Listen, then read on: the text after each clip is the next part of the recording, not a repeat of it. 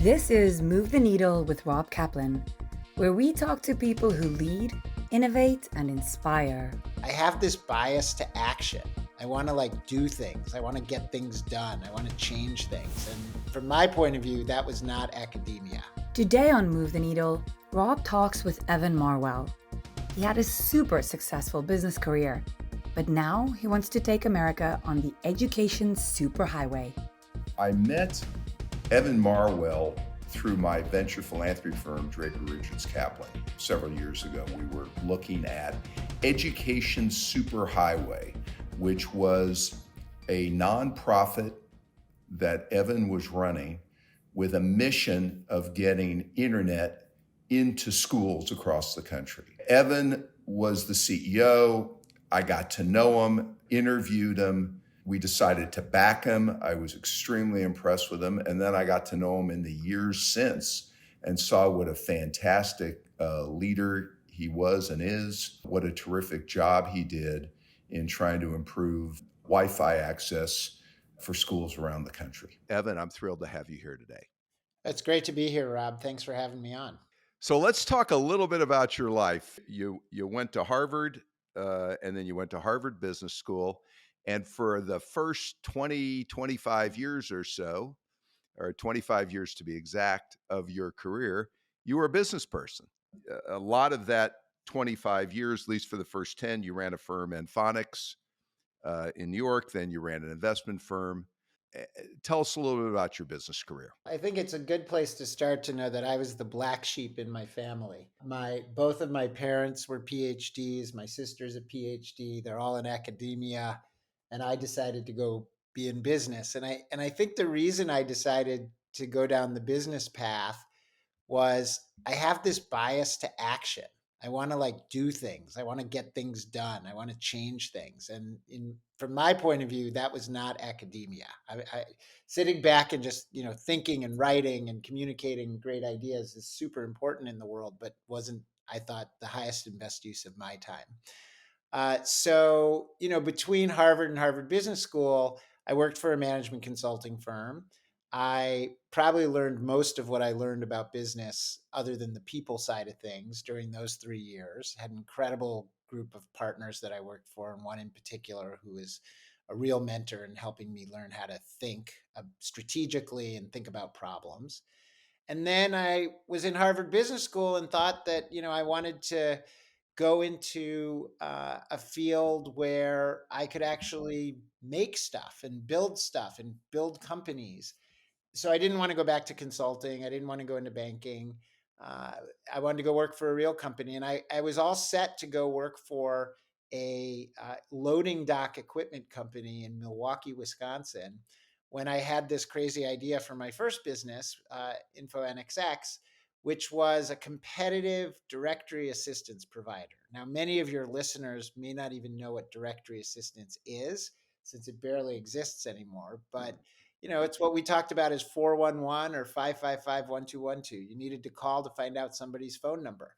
And so we built a competitive directory assistance company to the phone companies, largely on the backs of the fact that the wireless industry didn't want people writing down phone numbers while they were calling 411 and driving down the road, because they were worried about the liability of those issues. And so they came to us and said, could you just connect the call, because the phone companies can't do that for us? And we, of course, said, sure, we can do that. We actually didn't know how to do that, but we said we could figure it out. And that really launched sort of my first business into being a really big organization. I've had this sort of pattern throughout my career where, as long as I'm learning, as long as there are new challenges ahead of me, I'm really engaged, I'm really excited, and I stick with things. But when my learning curve starts to flatten and it becomes more about sort of wash, rinse, repeat, I start to get bored and I start looking for the next thing. And that tends to happen at about year 7 or 8. And so about 8 years into my first business, I decided that it was time to go do something else. And I got a call from one of my HBS classmates and said, hey, why don't you come start a hedge fund with me in San Francisco? And I said, that sounds great, but I don't know anything about investing. And he said, well, that's okay. You know about business and you're a smart guy and you'll figure out the investing. And so I did. It was a great excuse to move to San Francisco. And the challenge, once again, I looked at this business. I said, this is one of the greatest business models I've ever seen. You know, the first sort of 6 years was about learning how to invest and learning how and building a firm and so on and so on. So it was more entrepreneurial stuff again. But then at about year 6, 7, 8, it started to be wash, rinse, repeat again. And so I started looking for the next thing to do. And that was sort of the trajectory that I kept going on for my business career. And so if someone was listening, they'd say, oh, exactly the prototype background you'd expect from a social entrepreneur. And and I guess before I get into that, could you have ever in hindsight seen yourself working for a big established firm? For me, the key is that I had to be in a position where I could actually make things happen and make change happen. And so I think if I was in a big firm where my scope was really limited and I really didn't have agency, that wouldn't have worked for me. How did you get interested in the digital divide? I'll call it lack of internet access. What got you interested in that in 2010, 11, and 12? Yeah, so it was really kind of by accident. And I would say that there were, three things that happened that drew me into this world. The first was I read a book by a guy named Felix Rohatyn, who I'm sure one Sure, of sure. the lions of Wall Street, saved New York from Right. bankruptcy in the Lazard 70s. Frere. Yes. Lazard Frere, exactly. He wrote this book called Bold Endeavors. And what this book was about was how infrastructure can change a nation. And he had these vignettes of these 10 infrastructure projects like the Erie Canal and the Transcontinental Railroad and land grant universities and rural electrification. We are here because the Muscle Shoals development and the Tennessee River development as a whole are national in their aspect and are going to be treated from a national point of view.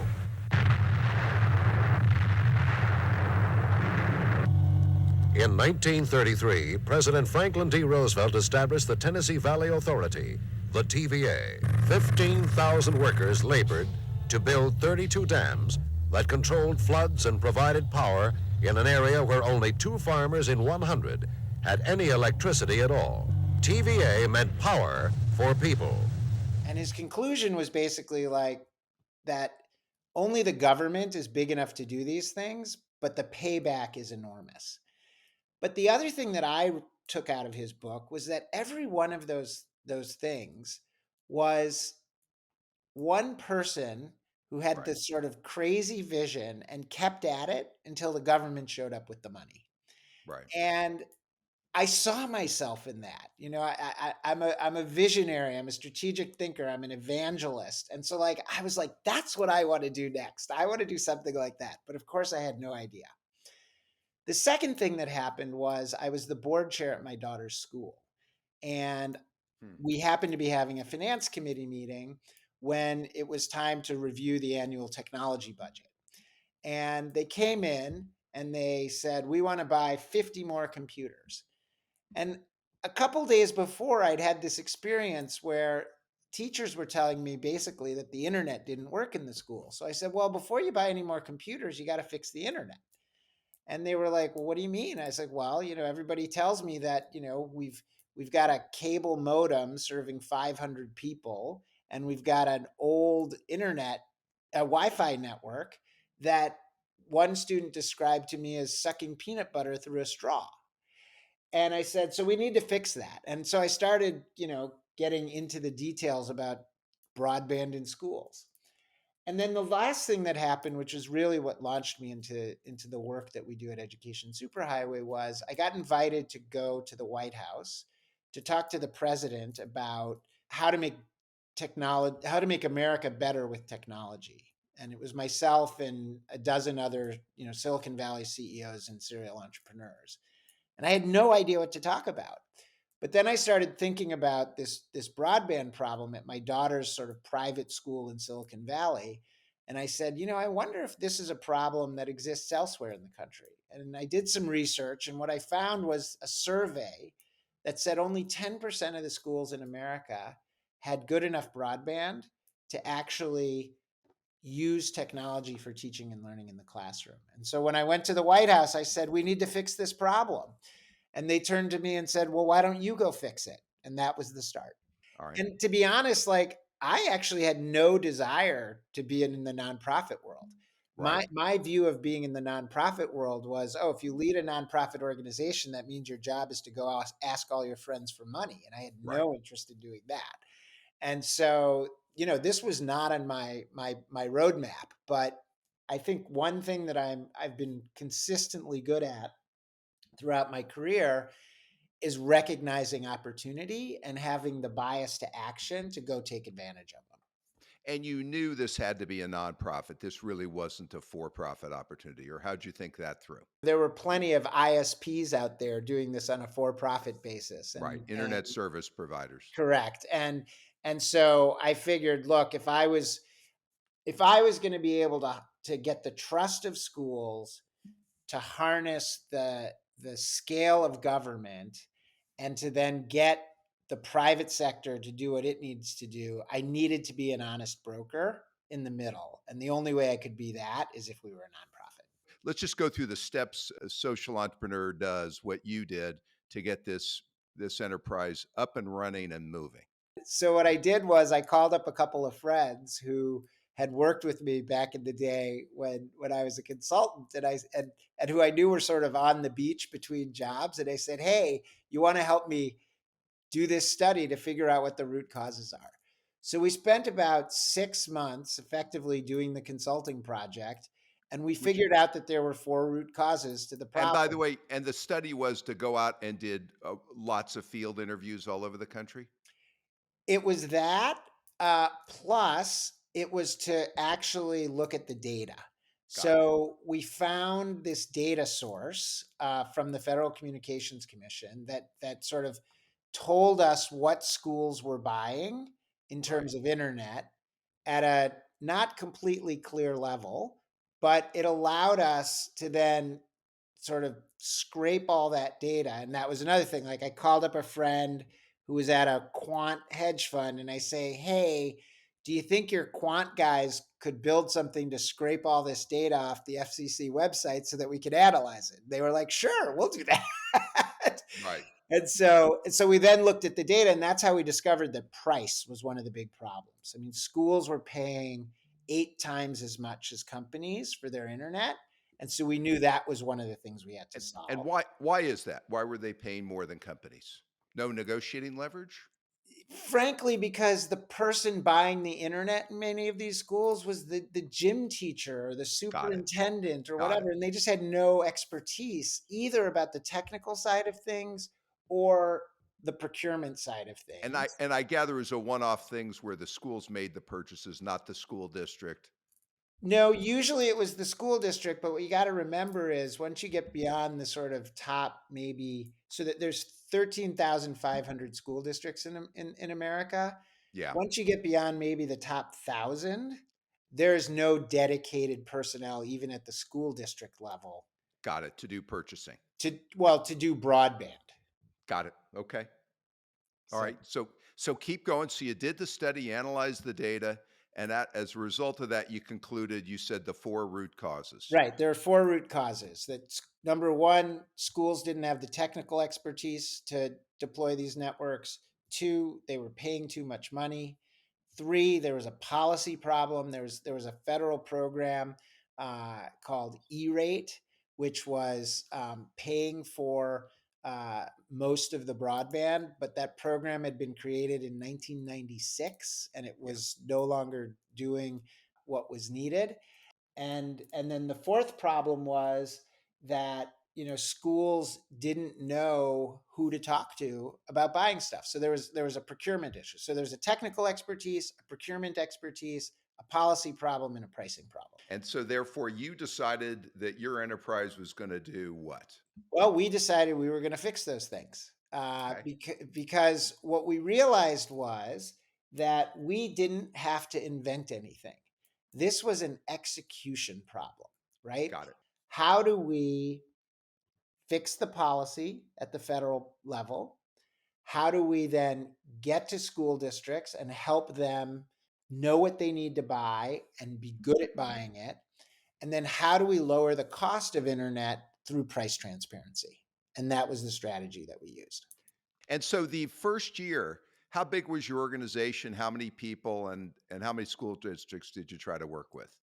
I think the first year we ended with about 5 or 6 people in the organization. Probably 3 of us were volunteers, 3 paid Yeah. staff.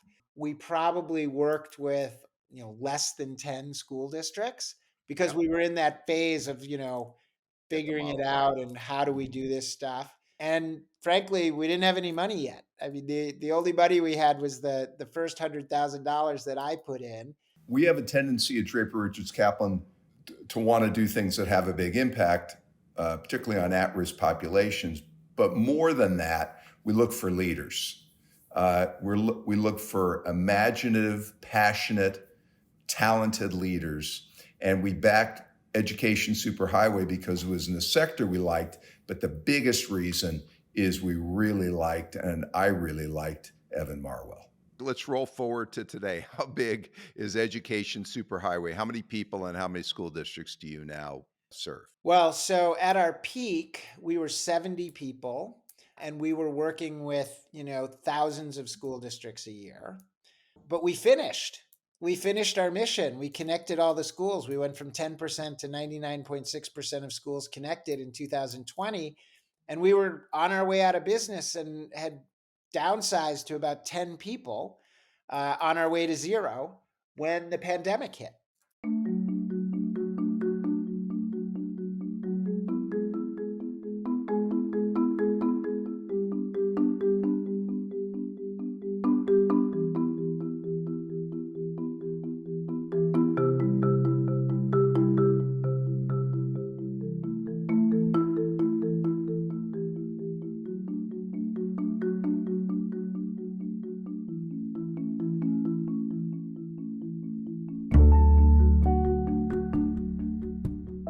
We decided that we had to stay in business because we had to work on the home broadband problem. And suddenly Right. there was an opportunity to do that.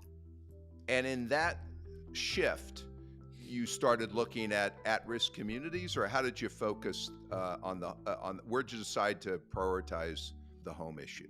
Yeah, so it started out that 47 million kids got sent home, or 50 million kids got sent home due to the pandemic.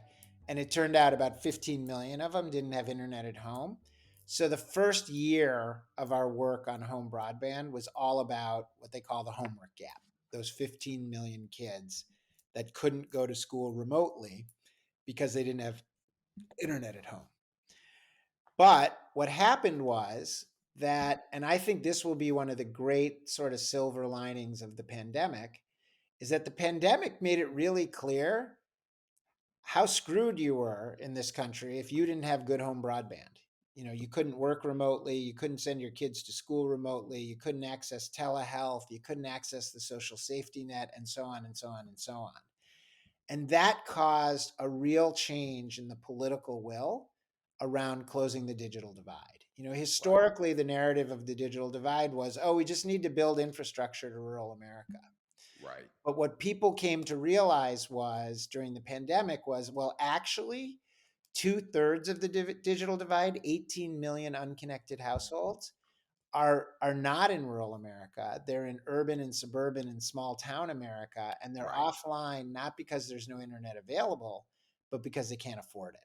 And so Yep. that was where we decided to focus, was on that problem, because there were plenty of people building infrastructure into rural America. So who'd you approach to get internet Wi-Fi to those 18 million households? Well, look, we basically said we're going to run the same playbook that we ran to connect all the schools, which was we need federal policy to pay for it. Yep. We need states to be our partners in our distribution channel effectively. Yep. And then we need to work with people in the local communities to actually get folks connected. And so we started off by working on the infrastructure bill to make sure that there were resources in there to address affordability in addition to building new infrastructure where there was none. Now we're working with states across the country to help them figure out how to spend those infrastructure dollars that are coming to them effectively to close that broadband affordability gap. And then we're working in local communities with trusted institutions, with community-based organizations, with city governments, with apartment owners to actually figure out, okay, how do we get these people connected?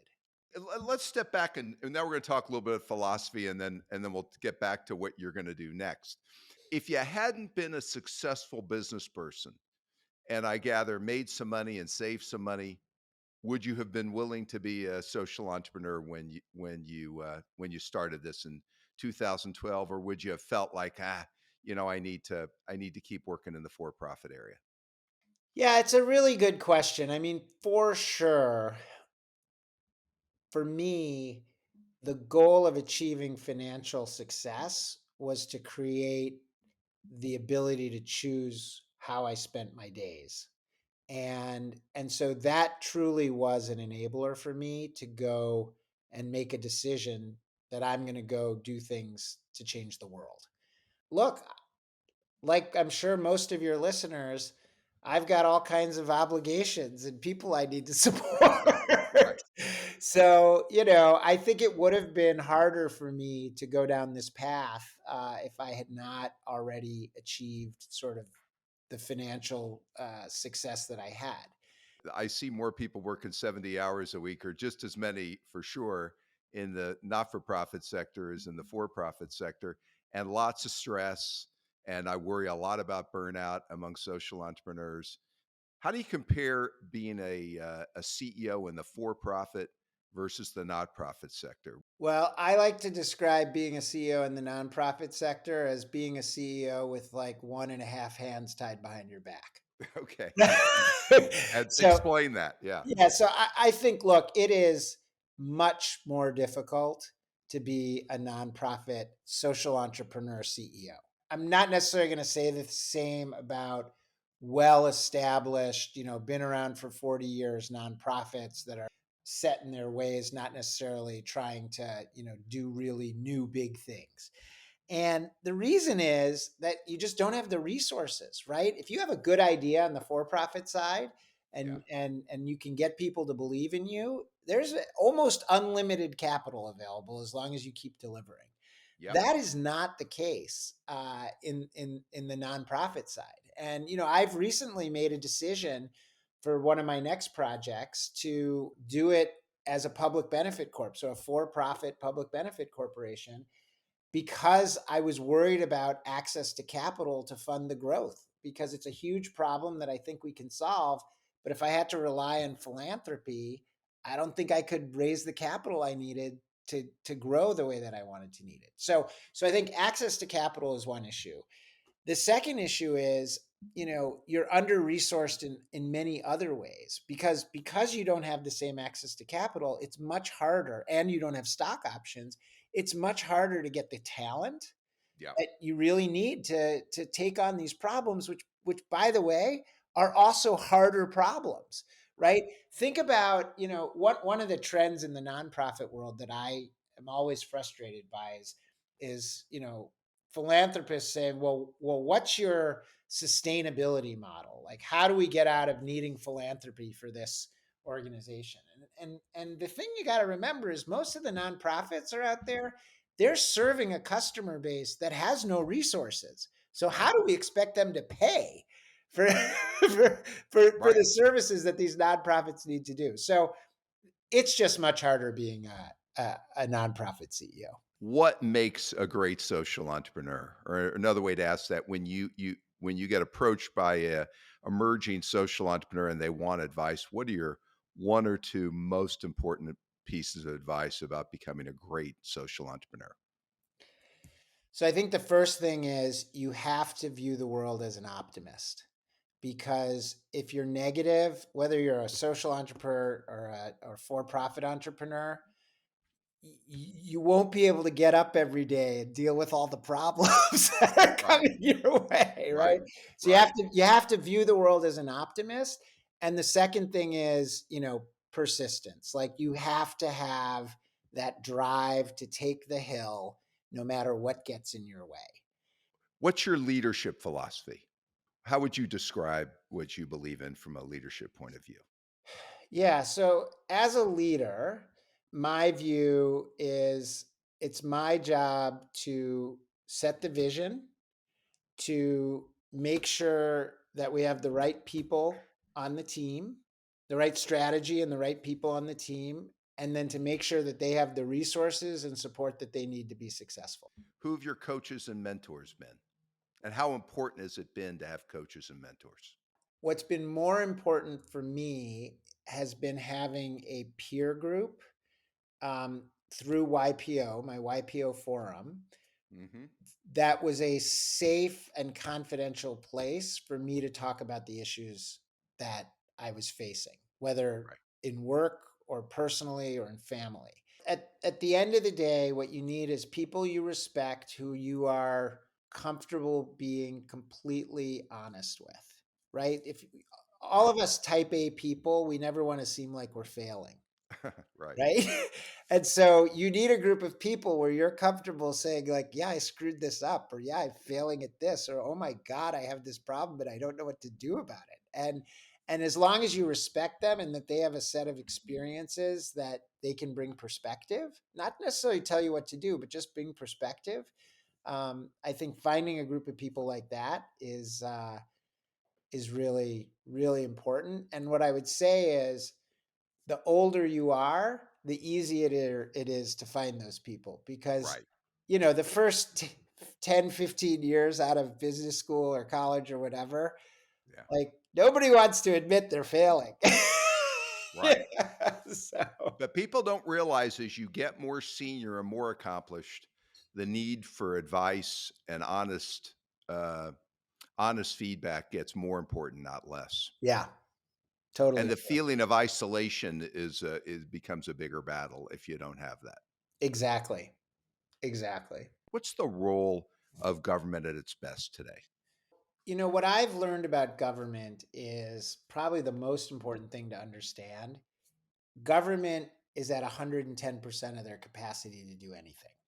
So asking government to take on new initiatives and, or do anything, frankly, is really a challenge because they don't have the human capital to do it. And I think if you limit your asks for government to setting goals, using their bully pulpit and being sort of a distribution channel and providing funding, that's where government can be super impactful.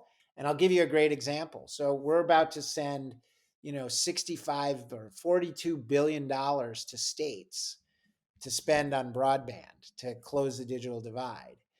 And I would say that the average state today has 2 to 3 people working on that. So think about that. The average state is going to get $1 billion to allocate, and they have 2 to 3 people. I mean, they just don't have human capital. If I could wave a magic wand, I would ask government to do two things. One, define success before you start doing anything. And two, use data, measure.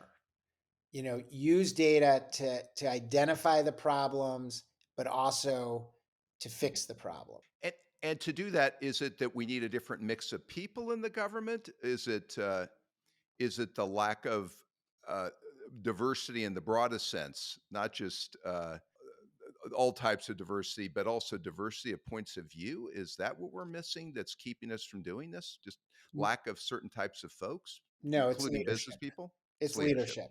leadership. It's having the people at the top saying we are going to make decisions based on the data. Got it. And then, yeah, they need more capacity around, getting the data and invest, and they need to allocate funds to collect the data they need and analyze the data and all that. But that's all doable. And by the way, it's mostly outsourceable. Yeah. But we need the leadership vision and the people at the top to say, this is how we're going to operate. Okay. So let's talk about what you're going to do next. I know you're working on a new venture. Why don't you talk about that a bit? About 4 years ago, I was thinking to myself, gee, I brought all this internet to schools. Like, so what's the education problem I can now solve with this internet? And when the pandemic happened and every school went on Zoom, I was like, okay, is there something we can do with Zoom and internet that can solve a problem? And the problem I landed on was the fact that 65% of kids in America can't read at grade level by the end of third grade, Right. which is when you go from learning to read to reading to learn. And Yep. that number is 82% for low income kids. And it turns out that there's 25 years of reading research, what they call the science of reading, that explains how you're supposed to teach a kid to read. And the way you're supposed to teach a kid to read is to first teach them their letters, their letter sounds, their phonics, and their sight words so that they can do what's called decoding a sentence. So they can sound out the letters and words in a sentence so that they can actually read the sentence. Right. And then you practice and you get, fluency and vocabulary and comprehension. And for a variety of reasons, our schools stopped doing that for the most part, starting about 30 years ago. And it turns out it's actually really hard for them to do that, because to really do that effectively, you have to be able to meet every kid exactly where they are ready to learn. So if you're ready to learn the ch sound, but I'm still trying to figure out that the letter J is j, right? We can't be learning the same thing at the same time. So being able to differentiate instruction is key. And so I happened to meet a woman who is a literacy specialist. And I said, do you think we could teach kids these foundational reading skills that the science of reading says we need to teach them over Zoom? Because if we could do that, we could actually differentiate for every kid and actually teach them these skills that they need. And she said yes. And so in October of 2020, we launched a venture called Ignite Reading, and we are delivering one-on-one tutoring in foundational reading skills to kids while they're at school. Kids get 15 minutes a day of one-on-one instruction, exactly based on data where they're ready to learn. Yeah. And what we're finding is that our kids make 2.4 weeks of learning progress for every week in our program. So imagine that. You get 75 minutes of instruction and you get almost 2.5 weeks of reading progress. Wow. And on top of that, for most of these kids who think of themselves as dumb because they're behind and they can't read, it is probably the single biggest confidence boosting experience they've ever had in school. Yeah. Because for the first time, they're being taught at the level they're ready to learn by an adult who's totally invested in them. And teachers come back to us and say, what are you doing to these kids? They're coming back confident. They're coming back, instead of avoiding my gaze, they're raising their hand to participate in class. It's extraordinary. So we've launched Ignite Reading. It's a public benefit corporation, which means that we are mission first and profit second. And our goal is to serve 1 million kids a year who need this foundational reading skills instruction. And where are you? How many kids are you serving at the moment? 2,500. Okay, so you're just in the pilot right now. So we're still building systems and figuring things out, but the results are happening. But, you got to grow at a measured pace so that you don't get ahead of yourself. What advice would you have the listeners on an action they could take from where they are that would help move the needle? Do something. So too many people think about what could I do? They wait to find the perfect thing. You're never going to find the perfect thing. Just get out there and start doing stuff, and opportunities will present themselves. So get involved. Evan Marwell, thank you for your leadership. Thank you for all you're doing, and look forward to talking about your progress in the months and years ahead. Thanks for having me, Rob. This has been fun.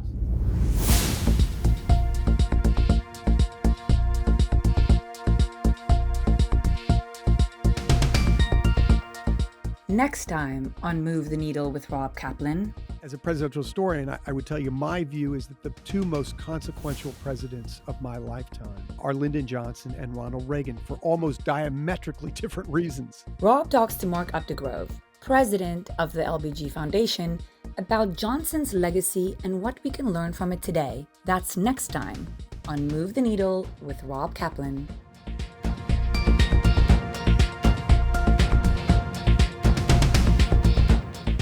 Move the Needle with Rob Kaplan is produced and edited by Sam Zeff and Scott Richardson, and I'm executive producer Renelle Golden. We want to thank Michelle Brown and Zorik's team from Hello Studios for help with production and logistics. Do not forget to subscribe to Move the Needle wherever you get your podcasts and to Rob's YouTube channel. Until next time, this was Move the Needle with Rob Kaplan.